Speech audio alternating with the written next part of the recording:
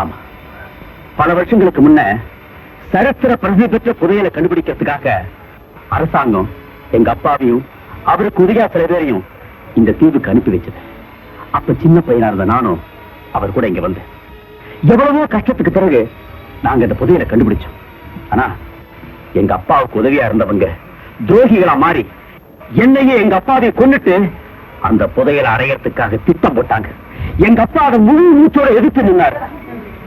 அதனுடைய விளைவு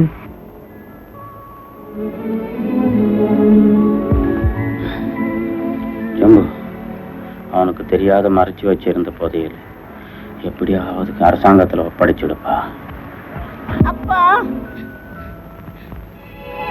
அன்னைக்கு எங்க அப்பா சொன்ன நிறைவேற்றுறதுக்காகத்தான் இன்னி வரைக்கும் அபூர்வ மூலிகை மூலமா எங்க அப்பாவோட சரவத்தை பாதுகாத்து புதையல் மேல வச்சு வணங்கிட்டு வரேன்.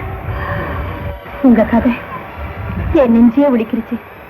இத்தனை வருஷமா இந்த காட்டுக்குள்ள தனிமனிதரா வாழ்ந்துட்டு இருக்கிற நீங்க ஒரு அதிசய பிறகு